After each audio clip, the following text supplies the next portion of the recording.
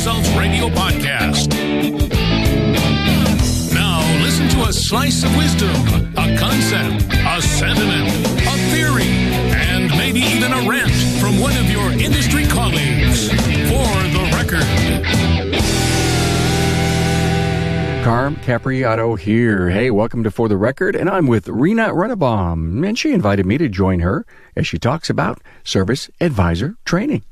Hey, do you feel like you're not being heard? Like the resources currently available to you, and maybe they're not meeting your needs? Well, FlexCheck Auto is digital vehicle inspection software engineered to meet your shop's needs and not the other way around. Built from the ground up by a master technician, FlexCheck Auto is fully customizable, so you are in control. The system quickly adapts to your needs and processes. It's fast, it's guided, it's affordable, inexpensive, and it will improve your shop's efficiency both at the counter and in the bays. Try it for free for 30 days. Go to flexcheckauto.com and get started today.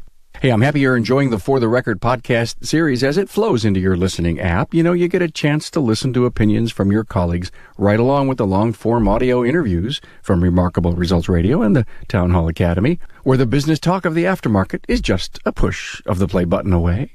And you know, the views and opinions expressed for the record are those of my guest and do not necessarily reflect the views and opinions of the author, sponsors, associates, or affiliates of LSTN Media LLC. As we stretch your opinion muscle here on For the Record, hey, find Rena's talking points and links to her previous episodes on the show notes page at remarkableresults.biz/F062. Hey, do you want to hold your service advisors accountable each week to a process, system, and sales success?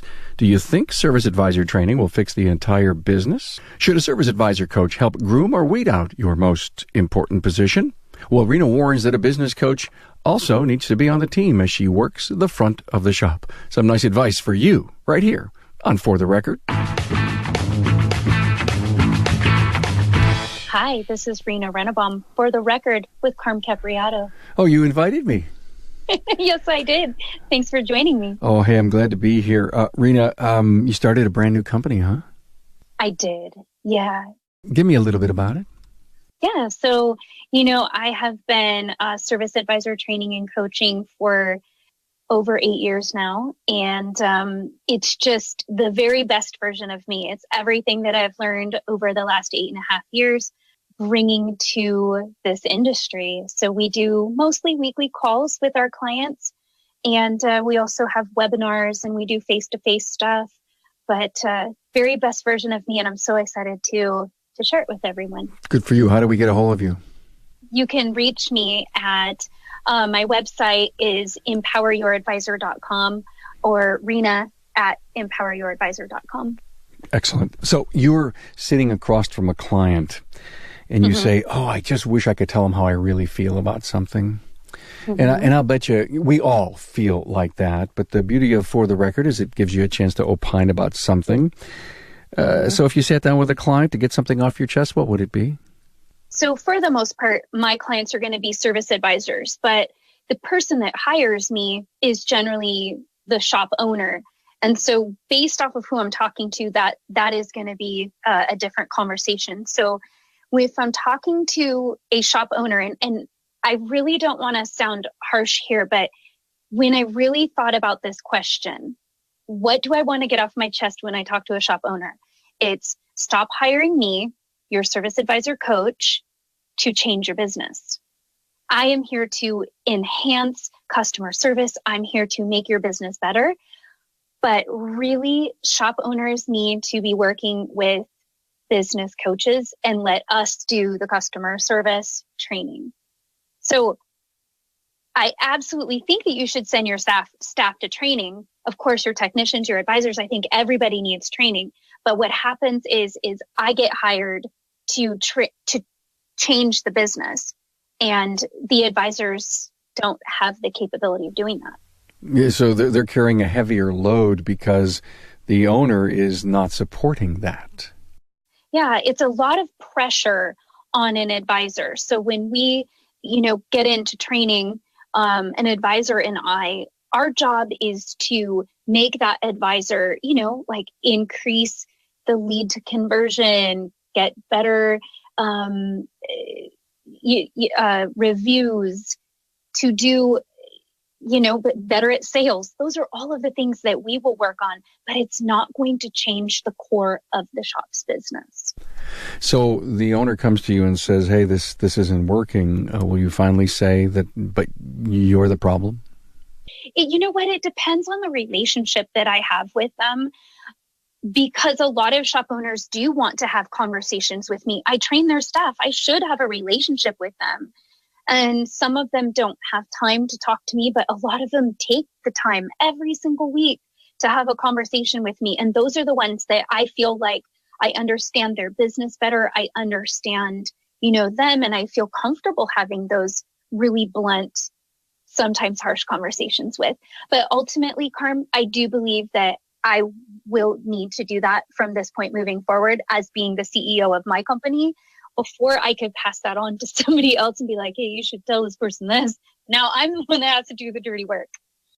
So how many clients do you have, Rena, who you're working with their service advisors that do not have a business coach?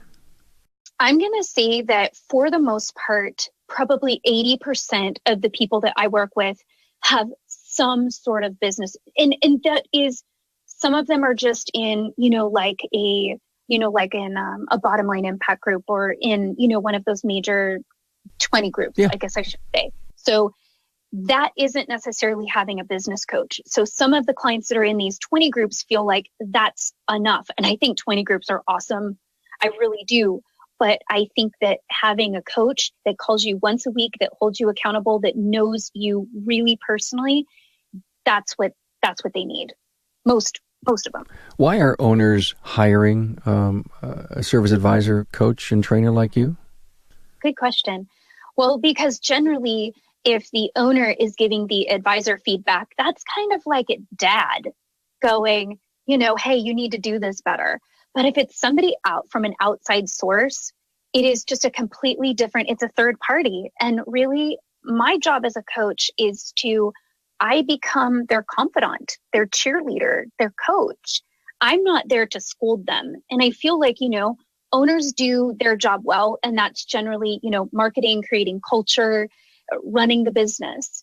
But that doesn't mean that they're trainers. And I'm sure that there are shop owners out there that are trainers and can do it. But for the most part, it should be left up to somebody else, because their delivery isn't the way that I would deliver it, which gets better results most of the time.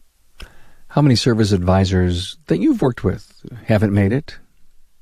Over 8 years. Gosh, I would say probably 20% haven't made it. Okay. So you're going through the training process, and either they leave because they're not happy, this isn't for them, or they really aren't good students. They haven't been able to assimilate into the training and they get asked to leave. Is that kind of like how it works? Right. Yes. And I would say that we generally are able to determine that in 30 to 90 days. Okay. I actually just had a shop that happened to, and it was within 3 weeks that we were able to determine that this person they just weren't a good fit. So deep down in your heart, I can't change your business. You have to change it yourself. Have you had that talk at all or often with anyone? Yes, I've had it a few times, and I'm getting better at it, because it's something that I need to also, as a coach, be comfortable with going to a shop owner and saying, because I'm not their coach. Yeah. Right. And so it's hard for me to say that. I don't want them to feel like I'm attacking them either. Hey, I'm not making progress with your advisor because of you. So I have to be really careful and point it out in a way where it makes sense to them and that they understand that, is if I can prove that we are changing the advisor, right? If the advisor wants coaching and training, and we are changing the numbers that the advisor affects, not the numbers that the owner should be in charge of. Got it. Service advisor training, a lot of it going on. What percentage of shops in the U.S. are having this type of training? Enough?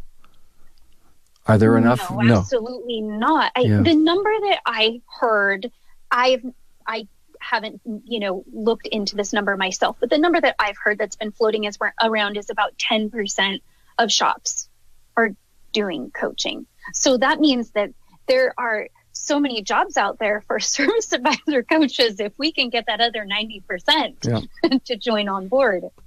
You won't have a problem finding work, or there's enough work for everyone who enters the field. And the owner is probably saying, how come I didn't do this before, years ago? Yeah, and I'll say that I think that service advisor, one-on-one advisor coaching is something that's relatively new to the industry. We've spent a lot of time in classes and doing webinars. This is something that is, relatively new. So if I was an owner, I wouldn't beat myself up over this. I think they've done their due diligence in sending people to classes, but this is it's just very different. We have a completely different level of accountability when I talk to you on a weekly basis than teach you something in a weekend and say goodbye. Well, you just said it, the accountability factor. Huge, huge, huge. Hey, Rena, thanks for coming out and doing a little For the Record for us. Well, thank you for coming out. Oh, I'm glad I was on your episode. Me too.